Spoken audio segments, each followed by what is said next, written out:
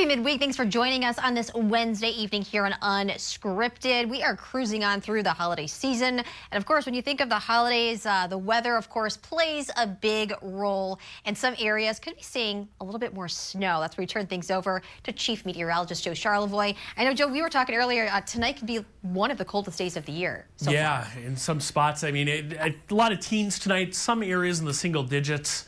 Overnight time. We said this on our NBC side of things, but Sault Ste. Marie, the forecast is 5 degrees there tonight, which is the coldest in 276 days there, back since early March. So a little bit of that coming in. Also some lake effect snow too to deal with.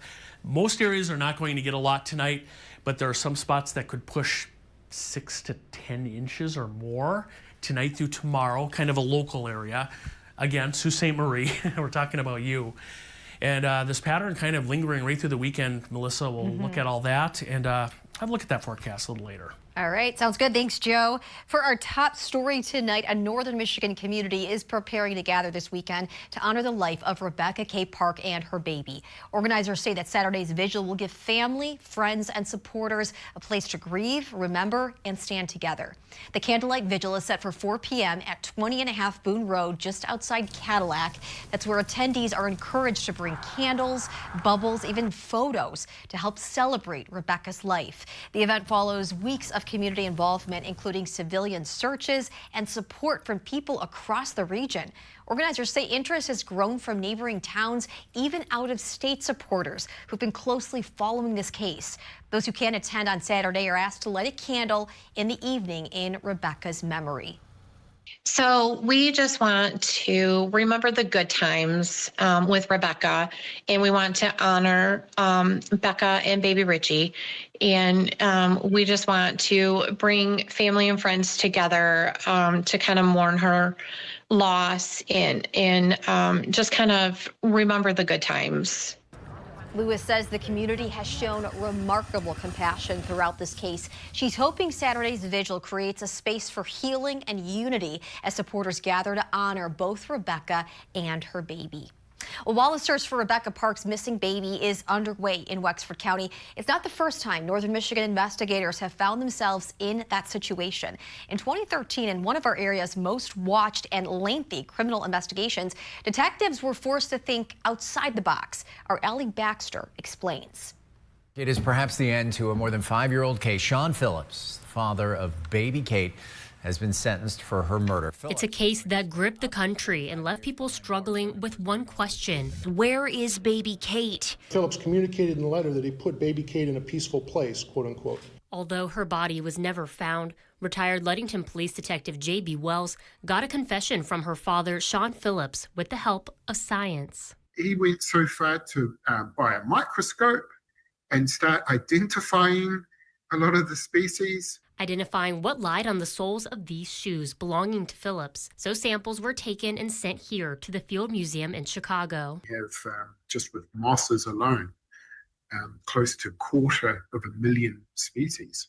We're able to use this collection as a reference point to help identify the particular species, which then in turn helps law enforcement. Multiple different moss species were identified, but so were other plant fragments like red pine, white cedar, and more. Researchers at Michigan State University noted this combination of species growing together isn't super common. Really, the same composition of plants is like a biological geotag, like a GPS. Nature's GPS that they still needed to put directions into.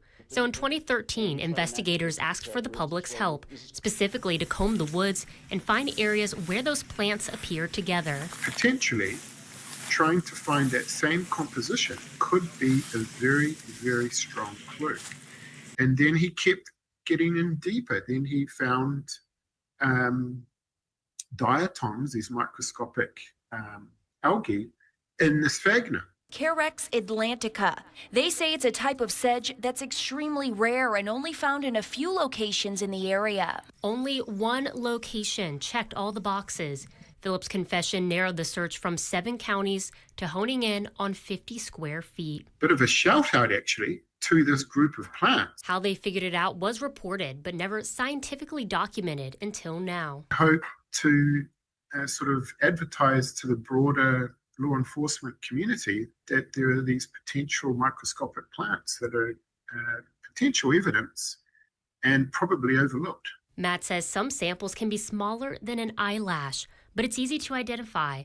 And in the last 100 years, mosses were applied in forensic cases only 11 times. We're hoping as the word spreads, law enforcement may be able to use moss as potential evidence. That was UpNorthLive's Allie Baxter reporting. Matt says because of Michigan's more damp environment, there's a lot of opportunity to use the moss species to solve crimes across the state.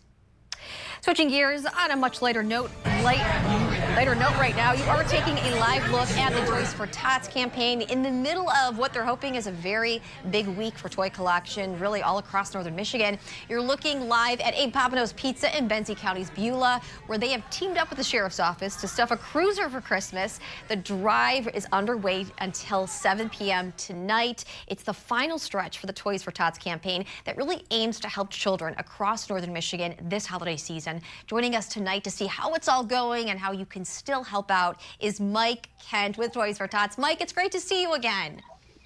Great to see you too, Melissa. Thank you. This is a critical time for Toys for Tots. How is everything going? Well, this is an event that's been going on for like 26 years. We're at Abe Papineau's Pizza in Beulah, and they're doing all these wonderful toys behind me that have been donated today. They're probably doing a little better than usual. What we're seeing overall in the campaign is we are seeing requests for toys up this year, and overall a little bit soft on the donations. So this is a huge week for us. We have a bunch of events that are going on throughout the week, and we're hoping that we have a robust toy donation going on, because the earlier we can get these in, the earlier we can get them to the 14 different agencies that we serve just in our 5-county area, and they can work on the distribution to families in need. And ultimately what they're looking for, what we're all looking for, is to ensure that every child in northern Michigan has a great Christmas. That's what we're working toward.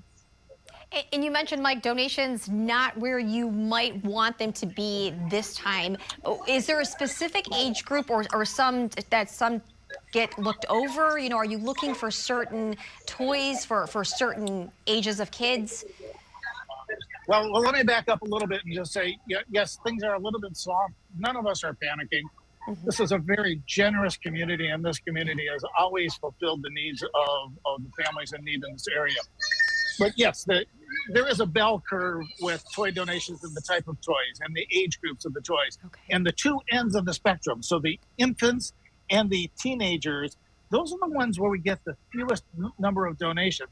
Don't forget the middle of that too, because we still need those. Yeah. But if you're looking for something specifically that we will use cash donations to, we fill in the gap with toys for infants and teens.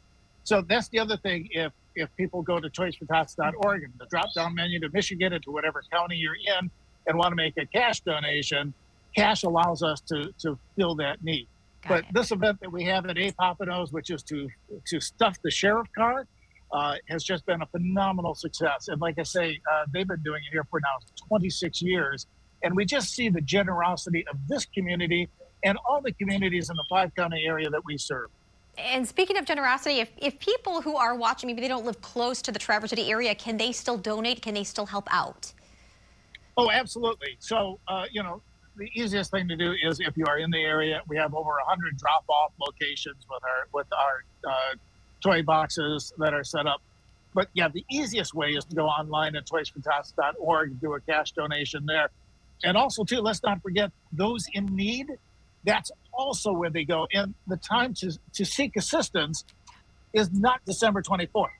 It is now, because each of the agencies that we serve in each of the counties that we serve, and don't forget, these are just the 5 counties that we're responsible for. There are other Toys for Tots throughout northern Michigan. But all the agencies that we serve have different requirements and have different distribution days. But now is the time to reach out. If you think you're going to need help, now is the time to reach out for assistance. And Mike, you did kind of touch on it too, but what kind of message do you want people to consider, especially this time of the year? Really, we get caught up on numbers. We know last year we collected 35,000 toys, but you know what? And we served about 5,000 kids. This has nothing to do with the numbers. Nobody's going to get excited about, oh, geez, I raised another 1,000 toys. Yeah. What they're going to get excited about is they know, and there's a large amount of faith that goes into this. They know that on Christmas morning, kids in this area are going to wake up bright-eyed and enthusiastic and with excitement, and the parents are going to have this relief over their shoulders because of the generosity of this community that somebody was thinking about those in need. And what we're talking about is kids, toys, and Christmas. What's not to love, right? And that's what we see, and that's it's far more than toys. It is people knowing that other people care for them, and that's the big story here, and that's why people donate year after year. That's why A. Pompanos has been doing this for 26 years, and why this community always responds. Beautifully put, Mike. Anything else you would like to remind people as far as the timeline goes? Yeah, well, there's a bunch of events going on this week, and we haven't gotten into that. I think it's on your website. Yes. But the big event is Friday. We've got the toy bus going on in front of Meijer at Burger King. That's a huge event for us. Meijer is matching the toys that are donated that day. Plus, we have a limited number of water park passes from the Great Wolf Lodge that we will be giving up. Always a huge event. Plus, we've got stuff events. We've got a stuff a DNR event. We've got other events that are going on throughout the weekend. This is a very busy weekend. This really is a make it or break it kind of weekend, and we're really hoping the community responds as it always has. But go to toysfortots.org. You can find all these events, and I think UpNorthLive also has the events listed. So a lot going on this week, and it's a big week for us. Absolutely. Mike Kent with Toys for Tots. Mike, thank you so much. Always good to hear from you. We do have that full list of collection events, just like Mike Kent was talking about. Everything is posted on our website, upnorthlive.com, and you can check out that for the very latest lists.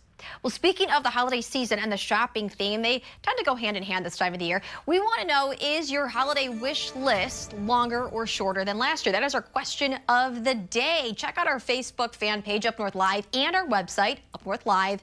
You can chime in. We, of course, would love to hear from you, and we'll check out those comments coming up a little bit later in the show. Well, more on the winter weather around northern Michigan. Some Consumers Energy customers in Otsego County could be experiencing a power outage today. Around 500 customers were impacted in the Gaylord area. The outage happened around Main Street, just west of I-75 and north of Millbacher Road. Crews are working toward getting the power back on, and Consumers Energy says that the cause of the outage was from an equipment issue. We're told while crews are working on getting the power back, they're also working on some upgrades.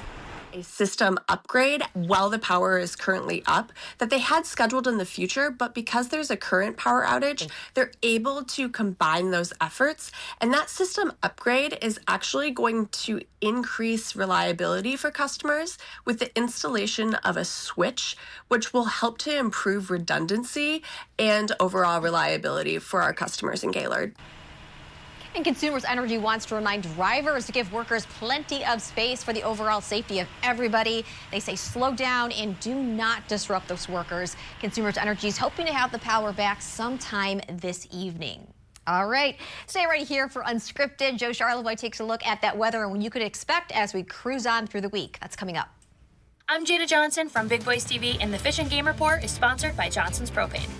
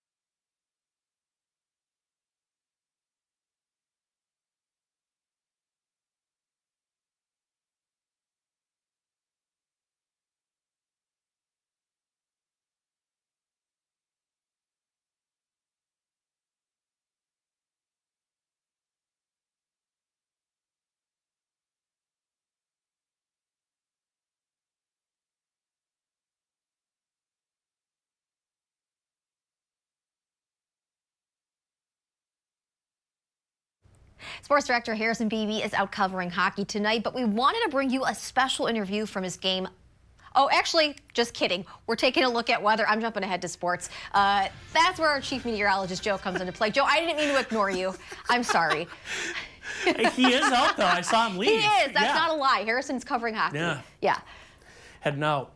But tonight, switching to weather, one of the coldest nights of the year, which I'm cold right now, actually. It's chilly. Is it? Yeah. Yes. We're in our temporary studio here. Yeah, a little chilly in here. Let's take a look at weather. Yeah, we'll get to Harrison, though, I promise, coming up here. One area that is looking at some snow is the eastern UP. We have a winter storm warning for Chippewa County. This includes Sault Ste. Marie and areas around Paradise. And then Luce County in purple, there is a winter weather advisory until 7 o'clock in the morning. We sped this all up. This is the last 12 hours going back to this morning. We had a little round of snow for spots this morning as a cold front passed. And then with the Great Lakes there, wide open for business, we have some lake effect snow. And you can kind of see that here. Funneling into parts of the UP, lighter amounts in the lower peninsula. That'll be the case with this particular event coming up here. And there's our front just exiting southeast Michigan currently. High pressure, a cold wedge of high pressure sits out over the northern part of the country tonight. And it's cold behind this front. Take a look at the temperatures right now. 12 below. Pickle Lake currently. Thunder Bay, Ontario on the other side of Lake Superior only at 3 degrees.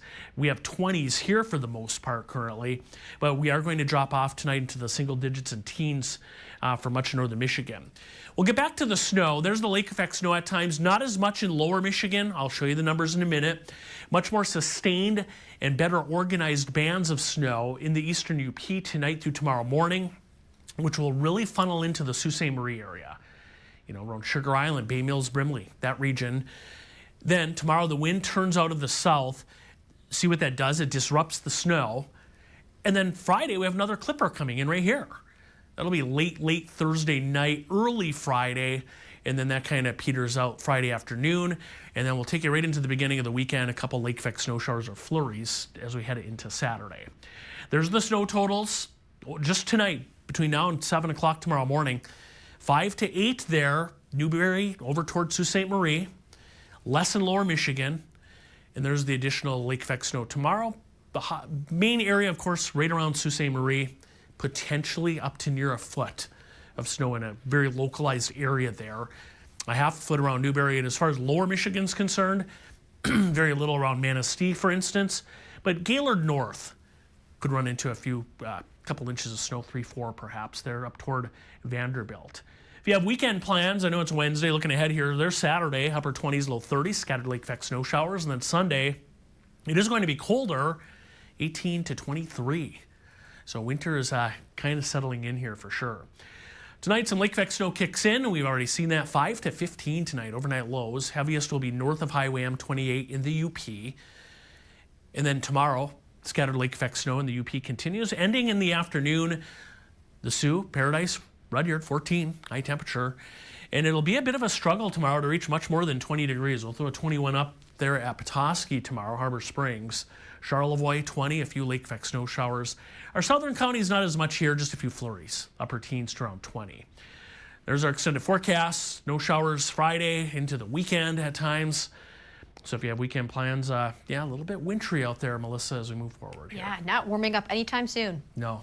All right, thanks, Joe. Coming up, sports director Harrison Beebe gives us a look back at last night's emotional basketball game in Charlevoix as the Raiders welcome back one of the seniors to the lineup for the season.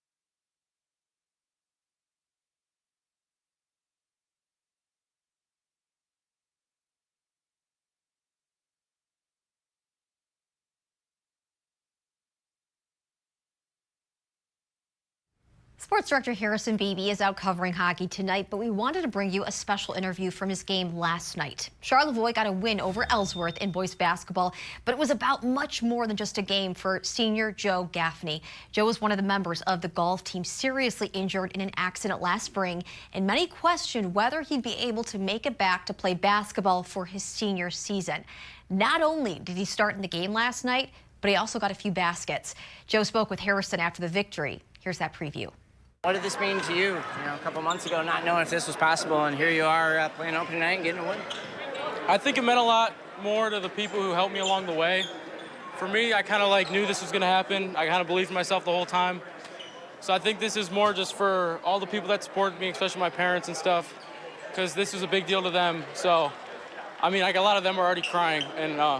But yeah, I got emotional before the game because this wasn't guaranteed, but I definitely believed in myself the whole time, and it just felt good to be on the court.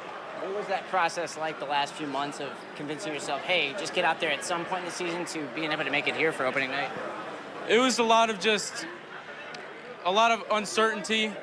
I mean, when I just got out of surgery months and months ago, didn't even know if I was going to be able to play. And then I felt like as the season got closer and closer, I got just a little more hope and a little more hope as the season went on, we got closer to the season, because I kind of was better than expected. And the doctors didn't really they couldn't really guarantee anything for what it was going to be, but as I got closer to the season, I definitely could tell more and more that I was definitely going to be able to play. I heard the student section gearing up for you. It was kind of a surprise to you, so what did that mean to see the school rallying behind you? It's cool. A lot of them are my friends, so it's just close-knit community, close school. Everybody knows each other, so it's just cool to see all your friends support you, and I hope I can bring it back and support them in their sports and anything they're doing. Nice to see you doing that, Joe. And of course, thanks to Harrison for that recap. Coming up, we're going to check in with the live results for our question of the day coming up after this. Stay with us.